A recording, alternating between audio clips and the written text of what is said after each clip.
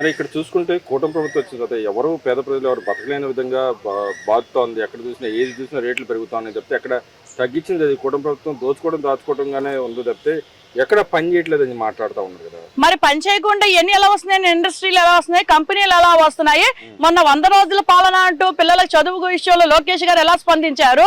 మరి కూటమి ప్రభుత్వంలో ఒక గిరిజన ప్రాంతాలలో రోడ్లు లేక బాధపడుతున్న వాళ్ళకి ఎమ్మనే స్పందించి రోడ్లు వేసిన ప్రభుత్వం ఎవరిదండి? నువ్వు వేస్తావు జగన్మోహన్ రెడ్డి? ఎవరేశారు?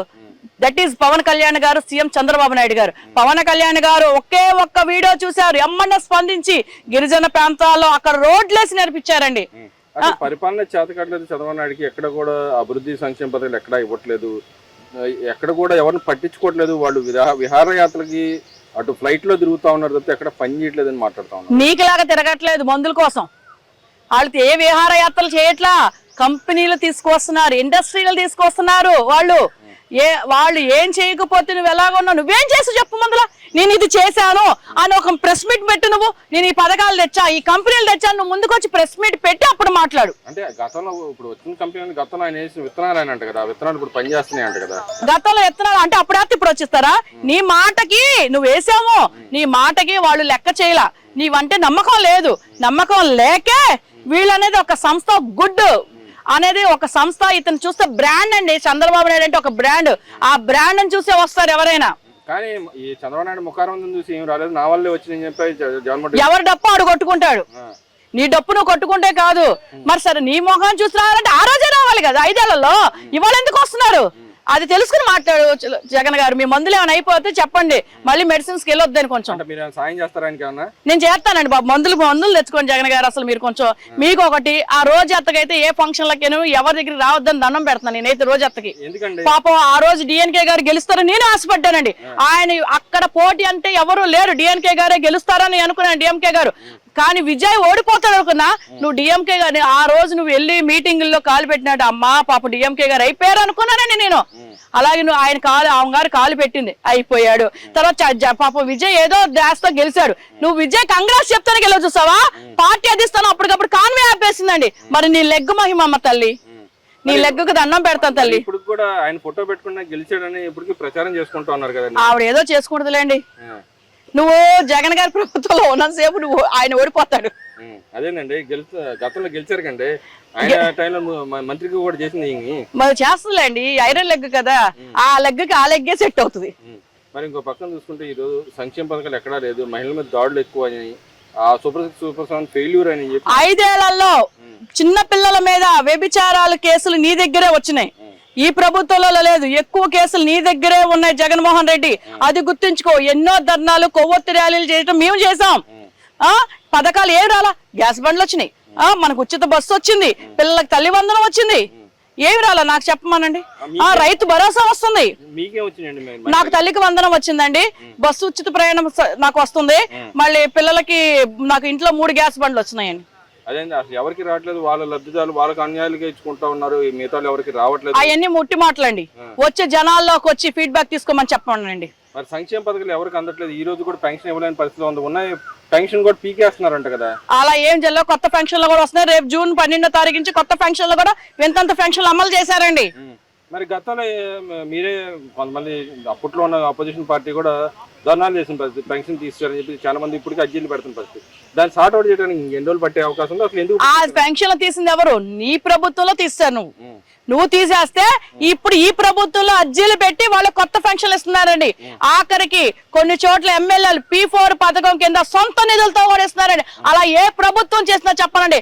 సెంట్రల్ నియోజకవర్గ బోండా ఉమామహేశ్వరరావు గారు P4 పథకం పెట్టి చాలా మంది వింతంత పెన్షన్లు గాని, వృద్ధ పెన్షన్లు గాని ఆయన సొంత నిధులతో ఇస్తున్నారండి. అదండి గ్రేట్ అంటే.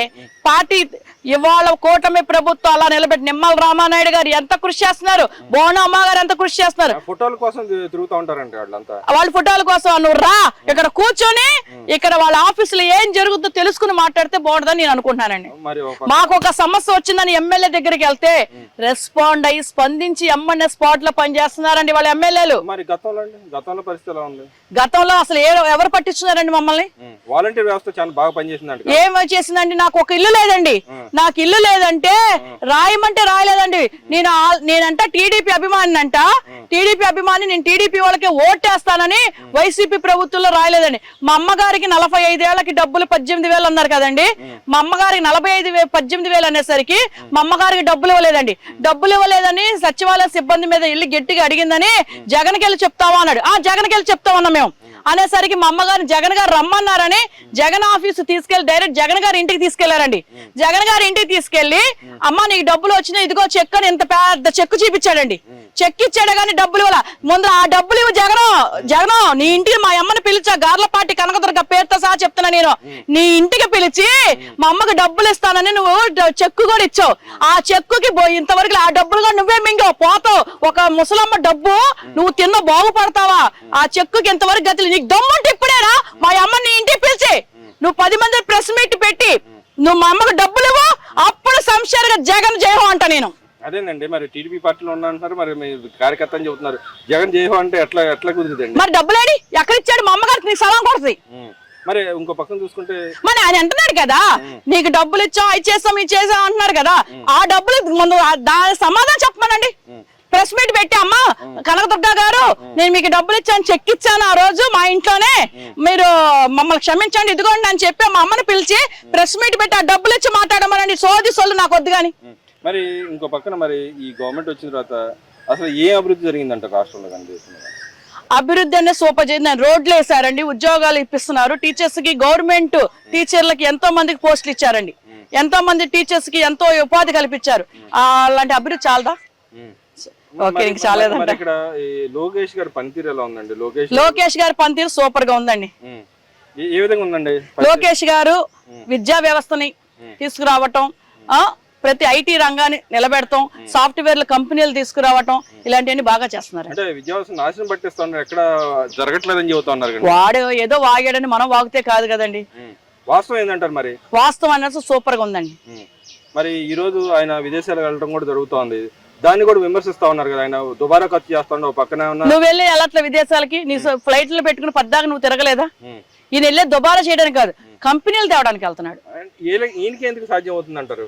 అవును, మనిషిని బట్టి విలువిస్తారంటారు. మరి ఆ తండ్రి కొడుకులు చేస్తున్నారు కాబట్టి పనితీరు వాళ్ళు ఆయనే పిలిచి ఇస్తున్నారు కంపెనీలు. నీ వల్ల చేత కాదు కాబట్టి నీకు ఇవ్వలేదు. మరి గతంలో జగన్మోహన్ రెడ్డి గారు ప్రెస్ మీట్ లో మాట్లాడతారు, చంద్రబాబు నాయుడు చంద్రబాబు నాయుడు గారు ముఖారవిందం చూసి ఏ కంపెనీ రారు, నన్ను చూసే వచ్చి నాకు దండలు వేయాలి, సన్మానం చేయాలని అడుగుతా ఉన్నాడు. దాంట్లో వాస్తవం ఎంత ఉందంటే నిజంగానే ఆయన ముఖారవిందం చూసి రాలేదంటారా, లేకపోతే ఈయన ముఖారవిందం చూసి వచ్చినాయి అంటారు? ఇప్పుడు ఆయన ముఖారం చూసి రావు, ఆయన మాట తీరు చూసి రావండి. ఈయన నిజాయితీగా చేస్తాడని ఉంది, అనుభవ గల మనిషి అండి. ఈయన ఇప్పుడు అప్పుడు మనిషి కాదండి, ఈయన చేసి చూపిస్తాడన్న ఒక పేరుతో ఆయనకు వచ్చినాయండి కంపెనీలు.